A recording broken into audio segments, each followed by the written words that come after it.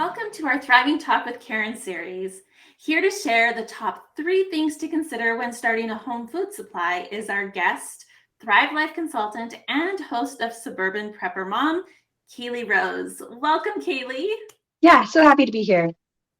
Can you tell us a little bit about yourself and what got you interested in building what some people refer to as a home food supply or food storage? Sure. Well, like yourself, I'm a busy mom, and just knowing that I can take care of my family was a big motivator. So we also have children with diverse medical needs. So as a medical mom, I am more concerned about making sure that we can stay consistent and have, stability at home. So having a good, healthy food supply is part of that. So, can you share with us from your experience what you feel are the 3 most important things we should consider when building a home food supply? Absolutely. So thinking about those three things, sorry. The first one is definitely know what type of emergencies you're planning for. So, and this is really going to vary based on your home circumstances, where you live. For example, do you live somewhere where you could have a really bad snowstorm and lose electricity and have to hunker down at home? Or do you live somewhere where there could be a hurricane or a fire and you have to flee your home and your food storage has to be something that's very easily transportable? Those are 2 very different scenarios. Another thing you might want to think about is beating inflation, dealing with supply chain issues. That's a really concerning thing right now. So in that case, do you want to be strategic about what items you're buying based on what it seems like we could see a reduction of supply in? For example, wheat because of the Ukraine-Russian crisis, or meat, especially chicken right now because there is talk about an avian flu in North America going around. So these are just things that can inform what you choose to focus on. And number 2 for me is thinking about what your family actually eats. This is big, especially if you have kids. So I have neurodiverse kids. I have to factor in what their food preferences are. What are they actually going to want to eat? Or if you have any allergies in your home, like you don't want to have a bunch of flour-based food if you have gluten sensitivities in your home, for example, right? When you're yeah, when you're in an emergency situation, that is not the time to have your stomach upset or to be eating like really like low quality food. Like you don't want to be eating the equivalent of fast food all the time if you are in an emergency situation and your body is under more stress. That's when you actually want more nutrition, not less. Right. You don't want to be experiencing more stress when when you're in an extremely stressful environment. You want to try to bring that stress level down. And if you are really prepared, that will really help. Yes, exactly. And you want to, honestly, when I think about what foods to add to my home supply, I'm adding things that I buy from the grocery store regularly. So if I buy fresh bell peppers from the grocery store, I have freeze-dried bell peppers in my food storage. If we do a lot of recipes with ground beef, like chili or tacos, I am buying ground beef as part of my food storage in freeze-dried form. Okay, so this isn't like rocket science. It's not like you're going to eat like completely different in an emergency situation. The goal should actually be to keep things as normal feeling as possible and keep eating similar meals to what you would normally prepare for your family anyways. That's really, really smart because you want things to seem as normal as possible. Yes. And if you're thinking, well, I have my regular recipes and I don't know how I would make them in freeze-dried form, that's when someone like Karen or whoever referred you to this video can really help you out, right? Like they can show them the recipes that you like to make already, and they can give you tips for how to turn that into like a long-term shelf-stable version. Absolutely. And then number 3, and this one is a little bit more advanced, and you don't have to do this right away, but definitely as you build up more of a supply, it's something you want to really consider. Pretty much anything you can do right now, given everything going on right now, that to add to your stash of food that you have at home, deep in your pantry, just buy extra of shelf-stable items at the grocery store, whatever it is that you can just do more of, do that. But as you go along and really get intentional about building a home food supply, you're going to want to have some strategy. So what's your monthly budget for it, and where are you putting your food? Like, that's like a legit thing. Once you start, especially if you live in a smaller home, you want to think about how you're storing the food, where you're storing it. Is it safely kept? Is it somewhere where, God forbid, you had raiders come to your home? They wouldn't be able to find it very easily. And also, what's your budget? Like, are you able to stretch yourself and spend an extra like $200 a month on long-term food supplies?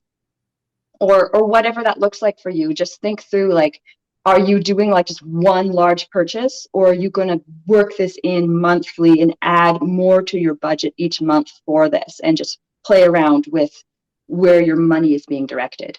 So these are actually really significant things you want to consider, because if you're just kind of, I don't want to sound rude, but like willy-nilly about it, then you're going to be not as prepared and not in as good of a situation when stuff happens. So you do want to think about, how am I going to organize this at home so that it's easy for me to access? Do I want to have, as you grow your supply, think about, do you want to have food in another location as well? Do you want to have some food in your car?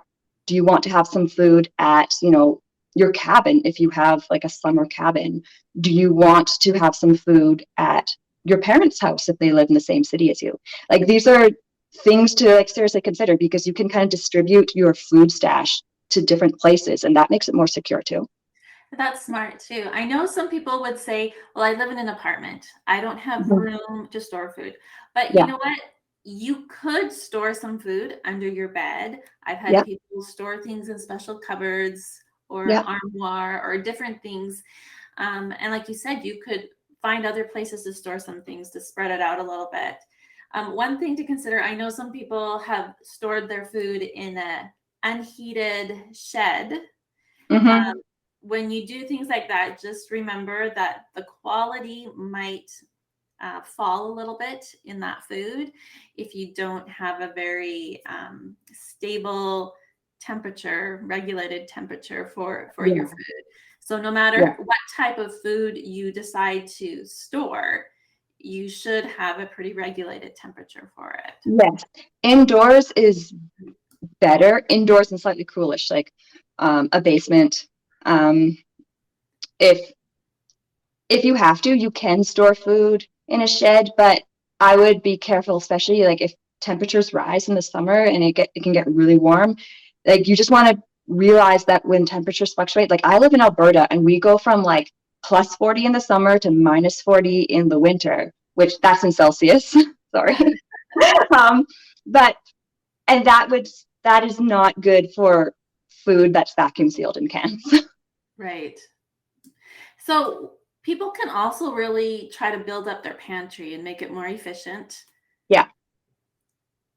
Yeah, Yeah. and you can do things like getting the rotational shelving. Like, I have that inside my pantry, and I use it for like everything from like canned tuna to some of like freeze-dried smaller cans. So, and because you can, like, the rotational shelving, most of it you can adjust the width of the shelving, and then you just like put your cans in, and then you like pull out from the bottom the one that you put in first. So it's like that first in, first out system.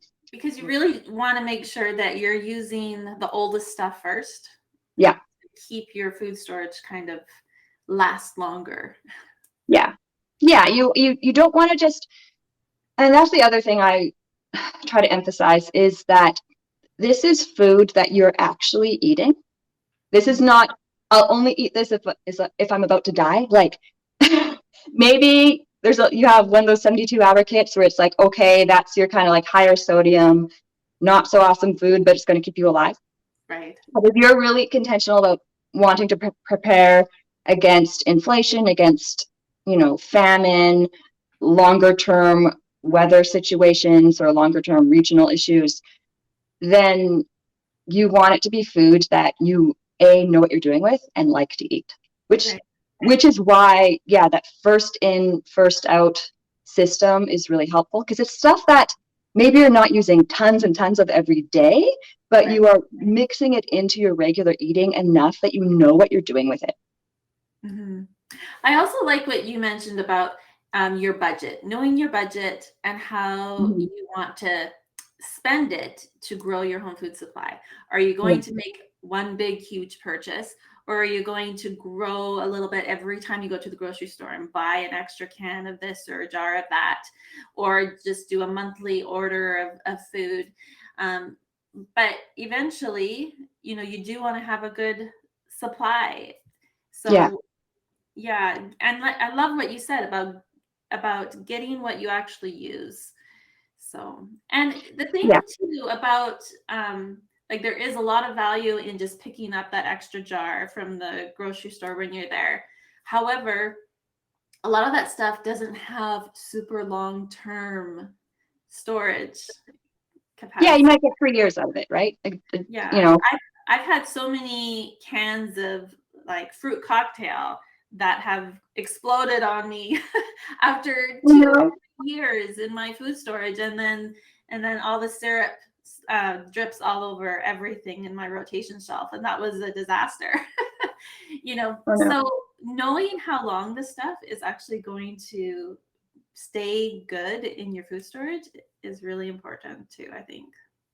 Yeah, and that's where having something like, depending on how detailed you want to get, having something like a tracking spreadsheet can be really good. Hmm. Um, I do have a tracking spreadsheet if anyone wants it available through my blog, suburbanpreppermom.com. It's a free download, and you don't have to, order through me. You can go back to Karen or whoever referred you to this video if you want to order through any affiliate links of things that we promote. Um, you know, but it's just a free resource that I offer to anyone who visits my blog. And yeah, and the other thing to think about too is just when you buy specifically for recipes, it's kind of like meal planning because there's lots of Pinterest stuff about meal planning, and that is like meal planning on a bigger scope. Because if your family is really into like Taco Tuesdays, and you're like, okay, well, I'll get ground beef and bell peppers and tortillas that I can put in my freezer, and then ground beef and peppers and things like that in freeze dried form, but shelf stable, and you have all these ingredients. But then like maybe you've forgotten about taco seasoning, right? So knowing that you're actually following a recipe to and thinking about, okay, so if we had a week without power and we were doing like camping style cooking and we didn't have much in our fridge, we're using just our shelf stable ingredients, what would we be cooking? And what are all the things I'd need? And you don't want to forget about stuff like spices, right? So that's why referring to a recipe and thinking through how would I cook this in less than ideal conditions is really helpful. Yeah, great. Awesome. Okay, so can you sum up those 3 points? Yeah, for sure. Okay, so number one is think about what type of emergencies are most likely for your family or for your region and plan for those. Number two is think about what your family actually eats, pick out some recipes that you feel you could make, and buy a long-term food supplies for those recipes. And then number three is to have a strategy and think about where are you putting your food and what's your budget for it. Awesome. Wonderful. Those are some really great tips. Okay, so now there might be some people watching who have never even considered building up a home food supply. So maybe they've always lived in an apartment and thought, well, it doesn't apply to me. I don't have the space. Or maybe they just have never ever thought about it. So, what advice would you give someone who is just starting with this concept, and how do they get started? Baby steps, and you absolutely can store food in an apartment. You can store food wherever you are. It might require you to do some organization. You might have to go on Pinterest and get ideas for shelving or ways to store things in creative ways if you have a smaller space, but you can do it. And again, think about what do I like to have on hand? What do I like to cook with? right? It always comes back to like, what do you actually want to be eating? And maybe you're not stocking up a year's worth of food because that's unattainable for you right now.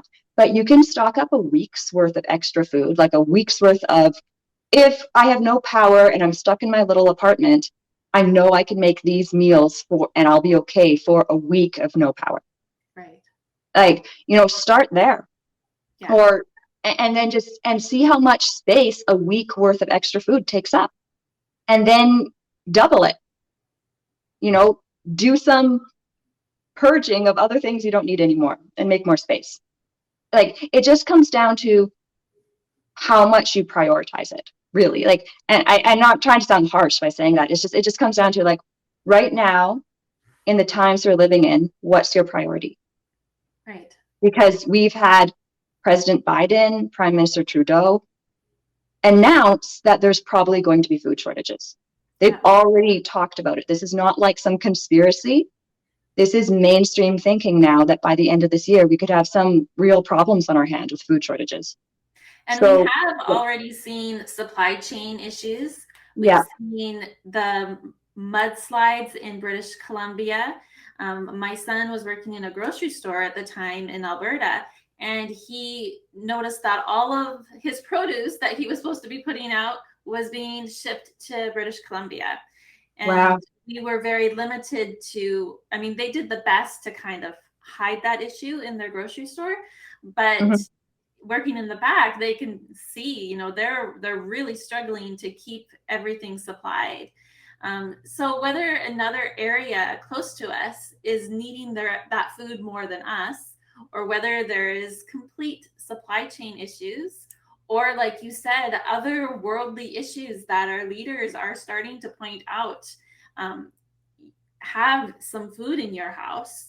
It is something to really consider and to take seriously, and start with baby steps, like you said, right? Start with 1 week and then build from there. And the good news is that there's lots of resources. Like right now, you can go online and find out about this. Do some internet searching. Maybe use DuckDuckGo, not Google, but like you can find information, and there's resources. There's people like ourselves who are sharing information about this and sharing our experiences and knowledge. So lean on people like that who already know more than you and have tips for you. And I like what you said about there is good news, right? Like there are these resources. And another good news about all this is that as you build your food storage or home food supply, you actually have peace of mind that you can weather the storms ahead. And that peace amongst the chaos is a wonderful thing to have. So don't look at having to build a food supply as a scary thing, but look at it as a way to have peace of mind, no matter what is ahead for us. Absolutely. It's no different than, getting car insurance. It's actually something that can combat anxiety. There is a mental health problem across the globe right now. Absolutely. You know what? Consider getting a good stock of food as self-care, as supporting your mental health. Like for me, because like when I read the news and I see all the wars and the politics and the protests and all the things going on, and it feels so overwhelming. Knowing that, okay, I can look around my house and be like, we got water, we got food, we got medical supplies. My family is okay. I can turn this off and know that like in the environment that you can control, you can't control what's happening in Ukraine. You can't control what's happening on the stock market, but you can control your own environment and your inner environment too, right? Where you're putting your focus. Because if you're just focusing on the fear of everything, but not doing anything practically, then you're just living in fear. And that's like really terrible for your health. That's like the stress and fear, like actually has physical health repercussions, right? So anything that you can do to love yourself and love your family enough to just control your own home environment with having resources and building your family's resiliency to external stressors is really going to make a difference. Absolutely. I agree 100%. So, Kayleigh, you mentioned there are different ways to build up your food supply, whether you're buying things from the grocery store. I know that you also supplement your food supply with what you mentioned, freeze-dried food. So, Thrive Life has freeze-dried food. And Yeah. I know that you not only buy this food, but that you also are a consultant. Can you tell us why that you took that jump to become a consultant with that company? Oh, for sure. So really, it just made the most logical sense without really any drawbacks or pressure. So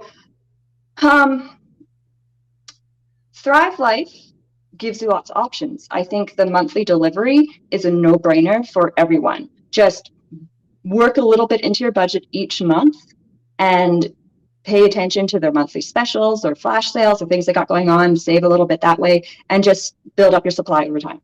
So I was doing that. And then I realized, well, I'm ordering this enough that it makes sense to just get those extra perks that come with being a consultant, which is, a little bit of money back on your own orders. You earn commission on your own orders. And then also things like early access to major sales. So like there's a spring sale happening in April here, and I can shop a day early before the website becomes insanely slow and busy. So that is actually like super useful. So I do like perks like that. And also what I realized is I can serve people better by actually being a consultant myself instead of referring them to the person I order from. So for example, with my blog, I consider talking about Thrive Life a service to people, right? So when people, if I have a blog post that talks about, for example, I have a blog post that talks about the difference between dehydrated and freeze-dried food, because there's a lot of misconceptions and people don't understand the difference. So, and in that blog post, I refer people and let them know, I order Thrive Life food. And I could just share the Thrive Life website and let them go off and just order what they want. But how much better is it for me to be able to serve them by seeing what they're interested in ordering, be able to have a back office where I can see their orders, I can recommend them like different recipes based on their orders. I can just serve them so much better and build a community by knowing what people are wanting and using. So it just becomes for me just a better way to share it, as opposed to just referring them to someone else and then not knowing what type of support they're getting. Right. Awesome. Well, thank you, Kayleigh, so much for sharing with us the three things that everyone should consider when building a home food supply or a food storage. And thank you to everyone for watching. For more information on this food, please reach out to the consultant who invited you. And if you just stumbled across this video, I'm more than happy to help you out. And Kayleigh, tell us again the website for your blog for those who want more information on building a home food supply. Sure, yeah, and the blog is fairly new, so it's still being populated with more articles, but it's suburbanpreppermom.com, and I'm at Suburban Prepper Mom on Instagram, Facebook, and TikTok. Awesome. Thank you. And to catch more of our Thriving Talk with Karen series, be sure to join our Facebook event page. The link is in the description, or subscribe to Thriving Talk with Karen on YouTube. And don't forget to share the series with those you think will benefit from it. Well, thank you very much. And until next time, bye.